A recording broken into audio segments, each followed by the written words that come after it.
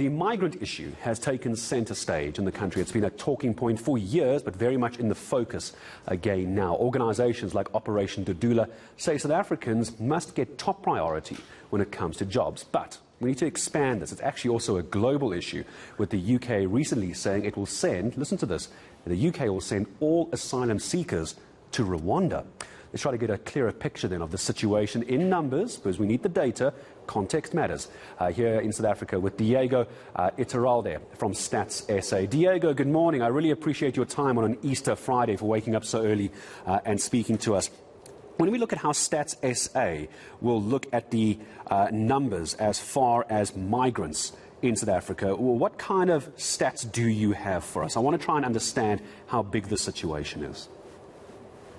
Yes, good morning, and good morning to all the viewers. Statistics South Africa has been looking at migration numbers for a long time now, since its inception.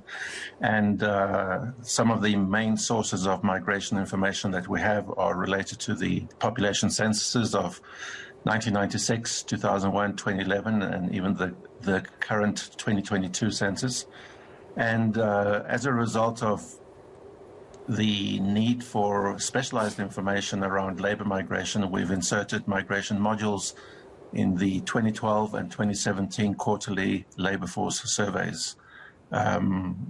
Besides all of that, we run an annual demographic model called the mid-year population estimates, and this mid-year population estimates estimates migration flows from province to province, but also net international migration into each of the provinces over 5-year cohorts in between the censuses. So, for example, 2011 to 16, 16 to 21, and so on.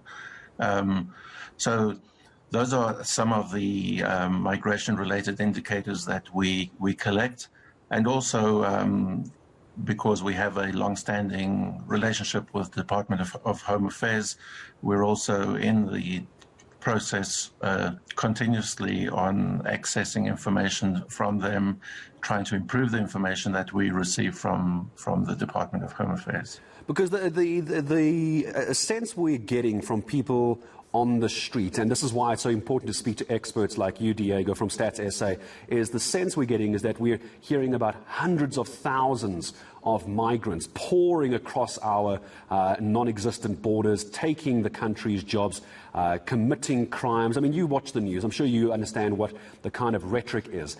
But what are the numbers saying? Is it really as high as, for example, Operation Dudula will make it sound? What are the actual numbers involved? Let's give me an example over the past couple of years, the number of migrants coming into the country, if you can. Yeah, so the reason why we have released this statement, when I say we, it's a group of migration scholars across the country, not just from Statistics South Africa, is because we want to set the record straight and make sure that the right facts are out there and are guiding discussions as we try and wrap our heads around this particular situation. So if we look at the census of 2011, if we focus on the post-census period, we can see that there were 2.2 million foreign-born persons in the country at the time of census 2011. Then in the post-census period, the demographic model, which I spoke of, indicates that at the midpoint of 2021, the foreign-born population equaled a size of 3.95 million. Now, if we compare this, because it's always good statistical practice to compare it to other people who are measuring the same thing, the UN Population Division and the World Bank also from time to time do migration estimates for various countries around the world, and the numbers are very close, very comparable to what these other two organizations are putting out. I think what's particularly of importance here and of relevance for this discussion about labor migration is if we have a look at the proportion of people working in certain sectors, and the discussions on the street would suggest that there are in excess of 50% of foreigners working in specific sectors. But if we look at the 2012 and 2017 quarterly labor force survey, which measured the participation of all people in the labor force, but also focused on foreign-born people, we can see that in the restaurant and extended sector, the proportion there increased from 8.5 to 10.6% from 2012 to 2017.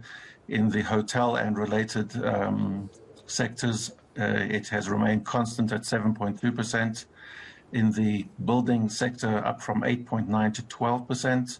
And then in the agricultural sector, an increase from 7.3 to 11.7. So we can focus on other sectors if necessary, but these are the type of numbers that we are seeing coming out of something like the quarterly labor force survey. And it's those kind of numbers which are so important. I'm so glad you actually gave us the stats on that, because it helps us take this conversation forward and actually get the numbers behind what is this rhetoric and this misconception of foreigners pouring into the country, when it clearly isn't the case when you give us those numbers.